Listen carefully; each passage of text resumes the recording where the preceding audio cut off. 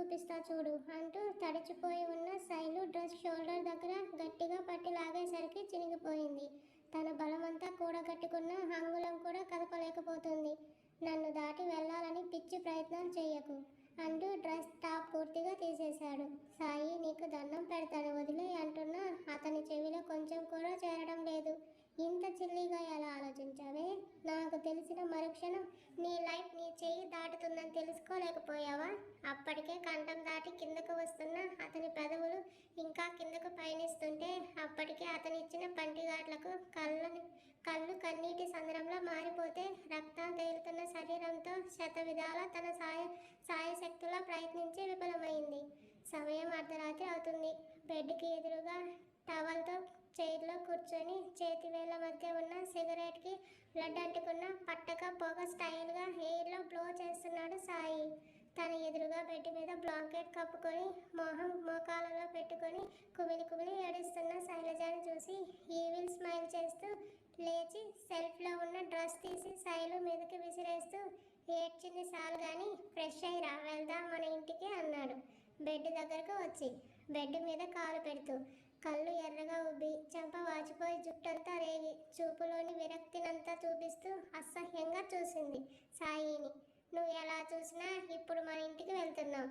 ఇకపై నువ్వు నాతోనే, నా ఇంట్లోనే నాతో పాటు కలిసి ఉంటున్నావు అని దగ్గరకు వస్తుంటే వెనక్కి జరిగింది. కన్నింగా నవ్వుతూ, నీకోసం అక్కడ నా కింగ్డమ్ వెయిట్ చేస్తుంది. ఇంత ప్రీసియస్ అయిన నా సెయింట్ కోసం వెళ్ళకపోతే ఎలా చెప్పు అంటూ అరేంజ్మెంట్స్ చేయమని చెప్పడానికని కాల్ చేస్తున్న సాయికి ఫోన్ వచ్చింది. తమన్ దగ్గర నుంచి తమన్ నెంబర్ అవ్వడంతో లిఫ్ట్ చేశాడు. అవతల తను చెప్పింది విని అతని కనుబొమ్మలు ముడిపడ్డాయి. 15 మినిట్స్లో అక్కడ ఉంటాను గంభీరంగా అని కాల్ కట్ చేశాడు. ఏడుస్తున్న శైలుని విసుగ్గా చూసి వాష్రూమ్కి వెళ్ళాడు. షవర్ ఆన్ చేసుకున్నాక వస్తున్న వాటర్ సౌండ్కి శైలు చుట్టూ చూస్తే డ్రెస్ వేసుకుంది. టవల్తో హెయిర్ డ్రాప్ చేసుకుంటూ వచ్చిన అతనికి శైలు ఇంకా అదే ప్లేస్లో ఉండటం చూసి నైట్ నుంచి వాటర్ కూడా తాగకుండా ఏడుస్తున్న తనని చూసి రూమ్లో ఉన్న ఫ్రిడ్జ్ నుంచి జ్యూస్ ప్యాక్ చేతికి ఇస్తుంటే కోపంతో విసిరి కొట్టింది దాన్ని. చేతిలో ఉన్న టవల్ బెడ్ మీద పడేస్తూ సెల్ఫ్ ఓపెన్ చేసి డ్రెస్ తీసుకొని 1 అవర్లో వస్తాను, ఫ్రూట్స్ ఉన్నాయి, సత్యాగ్రహం చేయకుండా బుద్ధిగా తిని సైలెంట్గా పడుకో, మార్నింగ్ ఇంటికి వెళ్తున్నాం అన్నాడు. షర్ట్ స్లీవ్స్ మడిచి హెయిర్ సెట్ చేసుకుని శైలు దగ్గరకు వచ్చాడు. తను కొట్టడంతో చేతివేళ్లు పడి ఎర్రగా కనబడుతున్న బుగ్గని చూసి దగ్గరకు వస్తున్న సాయికి దూరం జరిగింది.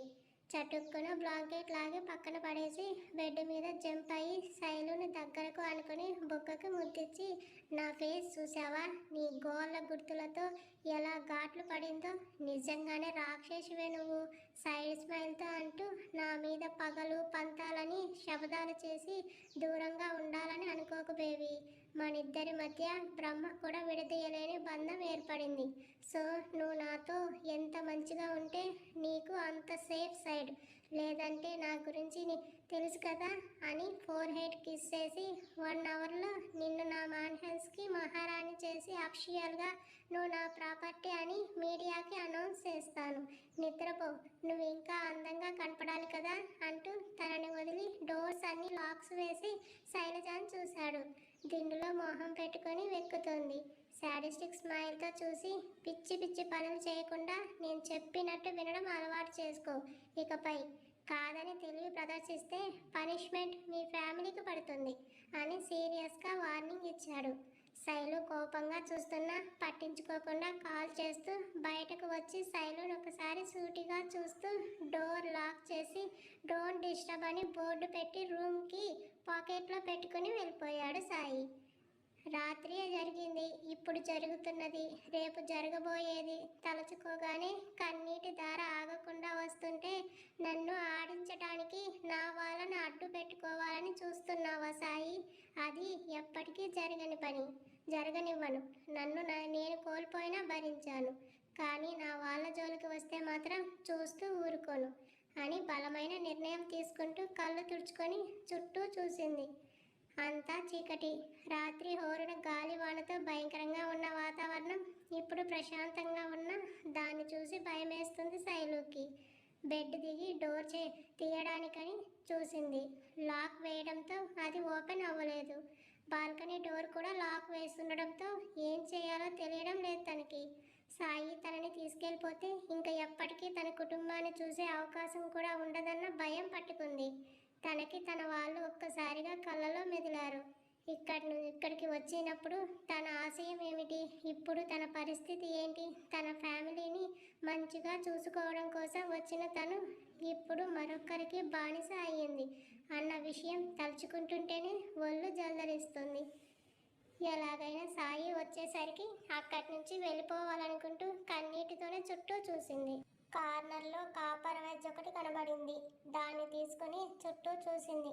బాల్కనీ డోర్ గ్లాస్ అవ్వడంతో మరో ఆలోచన లేకుండా ఫాస్ట్గా గ్లాస్ డోర్ని పగలగొట్టింది. తన శక్తి సరిపోక అది బ్రేక్ అవ్వలేదు. తన వాళ్ళని ఒక్కసారి గుర్తు చేసుకుంది.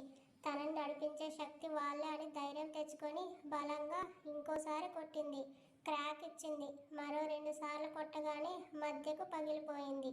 తను పట్టేంత వరకు దాన్ని బ్రేక్ చేసింది. ఒక్కసారి తను అందులోంచి పడుతుందో లేదోనని దూరి చూసింది.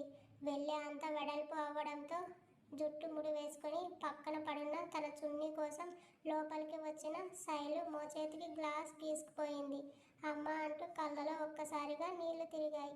చున్నీతో గట్టిగా కట్టుకట్టి సెల్ఫ్లో ఉన్న స్కార్ఫ్ తీసుకొని మొహం కనపడకుండా కట్టుకుంది.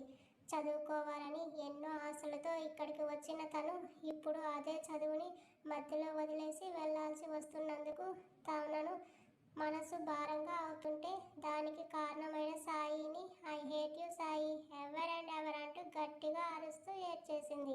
నీలాంటి వాడినా నేను ప్రేమించింది, నా మీద నాకే అసహ్యం వేస్తుంది.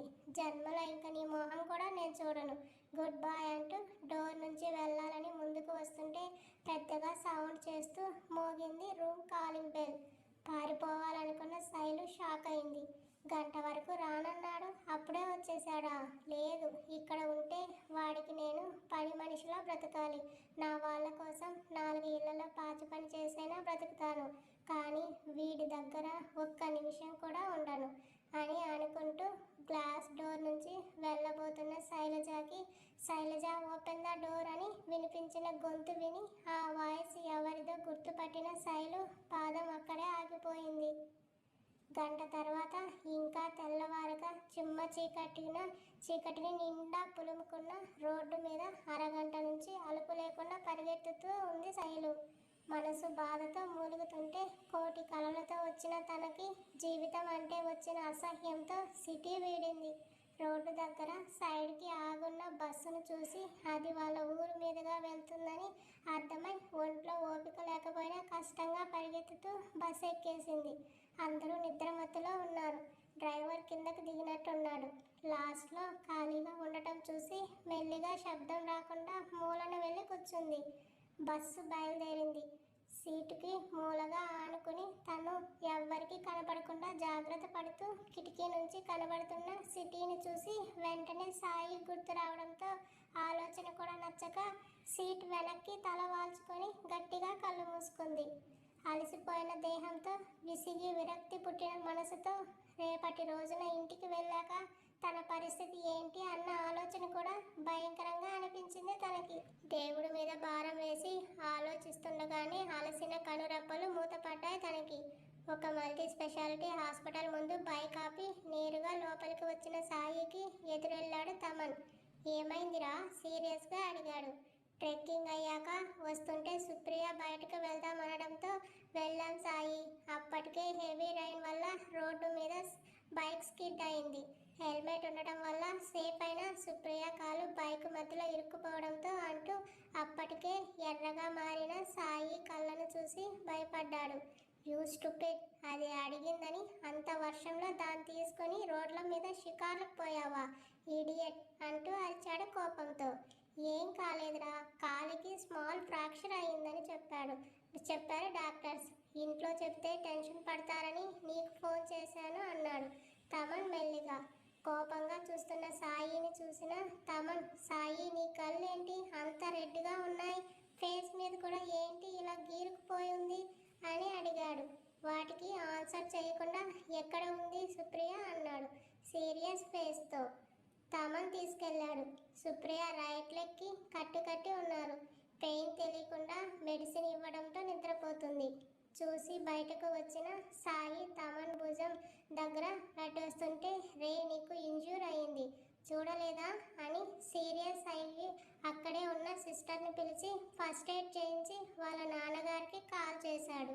ఆయన లిఫ్ట్ చేయగానే మాట్లాడాలనుకున్న సాయి మాట్లాడక ముందే, సాయి నాకు పార్టీలో టికెట్ కన్ఫర్మ్ అయ్యింది అంటూ ఆనందంతో ఆర్చినట్టే చెప్పాడు. Really dad? ఆశ్చర్యంగా అడిగాడు సాయి. అవును, ఇందాక పార్టీ ఆఫీస్ నుండి ఫోన్ వచ్చింది.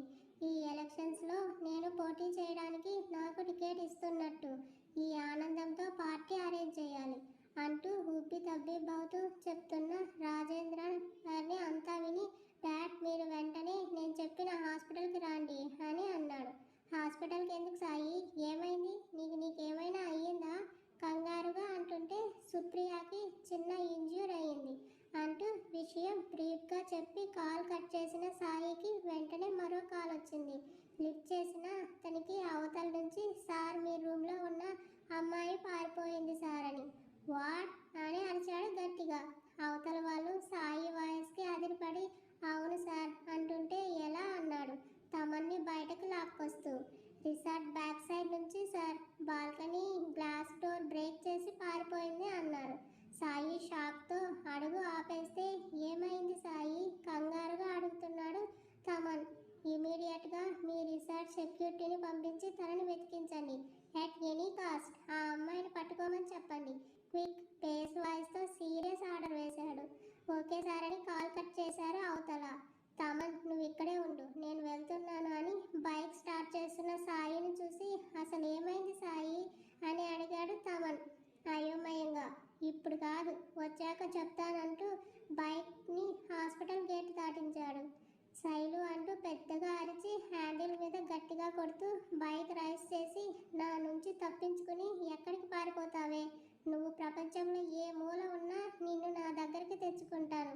ఎక్కడికి పరిగెడతావో పరిగెత్తు, నాకు దొరకను అని అనుకుంటున్నావేమో.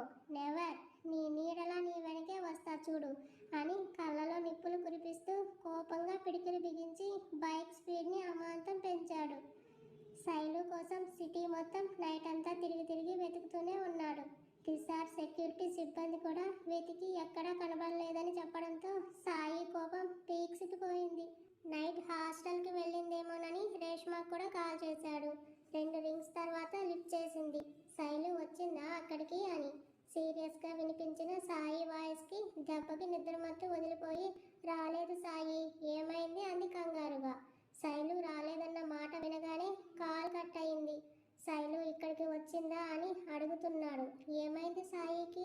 తనే వచ్చి తీసుకెళ్ళాడు కదా, ఇప్పుడు లేదంటున్నాడంటే అసలు శైలు ఎక్కడికి వెళ్ళింది అని అనుకుంటూ టెన్షన్ పడుతూ శైలు మొబైల్కి కాల్ చేసింది. ట్రెక్కింగ్కి వెళ్ళినప్పుడు అక్కడ పడిపోవడంతో ఫోన్ వానకి తడిచి స్విచ్ ఆఫ్ వచ్చింది. ఆ రాత్రి రేష్మాకి నిద్ర కరువైంది. సాయి ఎక్కడికి వెళ్ళాడండి అంటూ సుప్రియ పక్కన కూర్చున్న సుధాగారు అడుగుతుంటే, నాకేం తెలుసు, అడిగితే చెప్పడం తర్వాత, కనీసం ఫోన్ కూడా ఎత్తడం లేదు అంటూ అప్పటికే కంగ్రాట్స్ అంటూ కార్యకర్తల నుండి వస్తున్న ఫోన్ కాల్స్ మాట్లాడుతూ బయట బిజీ అయ్యారు రాజేంద్ర గారు. తమన్ మాత్రం సాయి అంత కంగారుగా ఎందుకు వెళ్ళాడో తెలియక ఆలోచిస్తున్నాడు. తమన్ వాళ్ళ అమ్మ నాన్న కూడా రావడం, తిట్టడం, తర్వాత ఏడ్చడం అన్నీ అయిపోయాయి. Bus stand, railway station, road side అన్నీ వదలకుండా సిటీ అంతా ఒక్కడే తిరుగుతున్నాడు. శైలు కనపడక అప్పటికే ఉన్న కోపం చిరాకు అంతకంతకు ఎక్కువ అవుతుంటే కోపంగా నైనా శైలుని ఎన్నిసార్లు తలుచుకున్నాడో అతనికే తెలియడం లేదు. ఆమె మీద కోపం కంటే కూడా ఆ టైంలో ఒక్కతే చేతిలో డబ్బులు, కనీసం మొబైల్ కూడా లేకుండా ఒంటరిగా వెళ్ళింది అని అనుకుంటుంటేనే పిచ్చి పడుతుంది అతనికి. రిసార్ట్కి దగ్గరలో ఎలాంటి రవాణా సౌకర్యం లేదని తెలుసు తనకి. మరి ఒంటరిగా ఎలా వెళ్ళింది? ఎక్కడికి వెళ్ళింది? ఒకవేళ పరిగెత్తినా ఎంతో దూరం వెళ్ళుండదని తెలిస్తే క్విక్గా రియాక్ట్ అయ్యి సెక్యూరిటీని పంపించాడు. అయినా కనబడలేదంటేనే అర్థం కాక సిటీ అంతా అణువణువు వెతుకుతున్నాడు. ఒక్కరి కోసం అంతరా ఆరాటపడటం అదే తొలిసారి అని ఆ సమయంలో సాయి మనసుకు అనిపిస్తున్నా వాటిని పట్టించుకునే స్థితిలో లేడు అతను. అంతా తిరిగి చివరగా ఒక దగ్గర బైక్ ఆపి శైలు అంటూ గట్టిగా అరిచాడు. గాడిలా, నిన్ను పట్టుకోకుండా వదలను చూడు.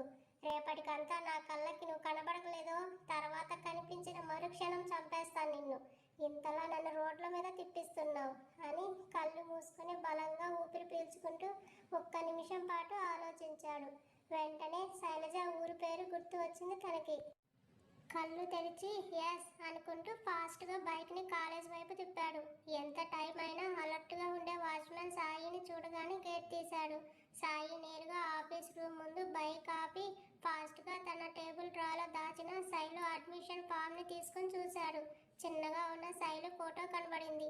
ఇంటర్లో ఉన్న పిక్ ఏమో కొంచెం చిన్నగా ఉండి 2 జడలు వేసుకున్న ఫోటో అది. ఆ పిక్ చూడగానే అప్పటి వరకు సాయిలో ఉన్న కోపం చిరాకు పోయి ఫేస్లో స్మైల్ వచ్చింది. ఫోటోని చేతితో తడుముతూ, రాక్షసి, నన్ను వద్దనుకుని వెళ్ళిపోయావా, లేక నీ ఫ్యామిలీ కోసం వెళ్ళిపోయావా? రీజన్ ఏదైనా వెళ్ళావు కదా, దీనికి నీకు పనిష్మెంట్ మాత్రం ఖచ్చితంగా ఇస్తాను చూడు అని అనుకుంటూ శైలు ఇంటి అడ్రస్ను చూశాడు. అప్పటి వరకు ఎప్పుడూ ఆమె కుటుంబం గురించి కానీ ఊరు గురించి కానీ చూడలేదు సాయి. అతని కళ్ళ ముందు శైలు ఉంటే చాలు అనుకున్నాడు. కానీ ఇప్పుడు శైలు వాళ్ళ ఊరు పేరు చూస్తూ, ఇక్కడికి వెళ్ళావా నువ్వు, నొసలు చిట్లిస్తూ, మీ ఊరికే వెళ్తే నేను రాలేను అనుకున్నావా అని మళ్ళీ సీరియస్ అయిపోతూ ఆ అడ్రస్ని పిక్ తీసుకొని గూగుల్ మ్యాప్లో లొకేషన్ కోసం సెర్చ్ చేస్తే నియర్లీ 2.5 hours టైం పడుతుందని చెప్పింది గూగుల్. వెంటనే బయటకు వచ్చి బైక్ స్టార్ట్ చేశాడు. సాయి అప్పటికే దాదాపు టైం 5:30 అవుతుండడంతో మెల్లిగా వెలుతురు వస్తుంది. కాలేజ్ క్యాంపస్ దాటుకుని వస్తుండగా మొబైల్ రింగ్ అయింది. సాయిది. శైలు ఆచూకీ తెలిసిందేమోనని ఆశగా చూసిన తనకి నిరాశ ఎదురయ్యింది. వాట్ హ్యాపెన్ సాయి, ఎక్కడికి వెళ్ళిపోయావు? మేము వచ్చేంత వరకు కూడా ఉండలేనంత బిజీ వర్క్ ఏముంది ఇప్పుడు అంటూ సీరియస్ అయ్యారు రాజేంద్ర గారు. ఇప్పుడు ఏమైంది డాడ్, అది అడగడానికే ఫోన్ చేశారా? చిరాకు అతని గొంతులో. నువ్వు ఇప్పుడు ఎక్కడ ఉన్నావో నాకు అనవసరం సాయి. ఎక్కడ ఉన్నా కూడా ఇమీడియట్గా ఇంటికి వెళ్ళు, రైట్ నౌ. కార్యకర్తలందరూ నా కోసం మన ఇంటికి వస్తున్నారని సెక్యూరిటీ చీఫ్ చెప్పాడు. నేను వస్తాను, నేను వచ్చే వరకు నువ్వు హ్యాండిల్ చేయాలి అక్కడ. ఫాస్ట్గా వెళ్ళు అని ఆర్డర్ వేస్తున్న తండ్రి మాటలకి స్టాప్ ఇట్ డాడ్, నేను ఇప్పుడు ఊర్లో ఉండటం లేదు. ఇంపార్టెంట్ పర్సన్ని మీట్ అవ్వడానికి అవుట్ ఆఫ్ సిటీ వెళ్తున్నా. మీరు కావాలంటే వెళ్ళండి అంటున్న సాయిని అరిచాడు ఆయన. నా డ్రీమ్ రాజకీయంలోకి రావడం. ఈ టికెట్ కోసం నెలల తరబడి ఎంతగా ఎదురు చూశాను, ఎంతమందిని రిక్వెస్ట్ చేశాను, ఎంతమందికి డబ్బుతో చేతులు తడిపానో నాకు, నాతో పాటు నీకు కూడా తెలుసు. మరి ఇప్పుడు ఇంత హ్యాపీ మూమెంట్లో ఎంత జాగ్రత్తగా మనం మన కార్యకర్తలని రిసీవ్ చేసుకుంటే పార్టీలో నాకు అంత పేరు ప్రతిష్ట వస్తాయి. అయినా ఇప్పుడు అంత ముఖ్యమైన పర్సన్ ఎవరు? నువ్వు వెళ్ళి మీట్ అవ్వడానికి మన ఇంటికే రమ్మను, లేదా నేను వచ్చే వరకు ఉండు. అంతేకాని ఇప్పుడు వెళ్ళనంటే మాత్రం ఊరుకోను. త్వరగా వెళ్ళు, అందరూ వచ్చేస్తున్నారు అంటూ కాల్ కట్ చేస్తారు. టైం బాగలేకపోతే కర్ర కూడా పాములా కనబడుతుంది అన్న సామెత ఇప్పుడు సాయికి ఎదురవుతుంటే హా అంటూ ఇరిటేటింగ్గా అరుస్తూ ఇంటికి వెళ్ళాడు.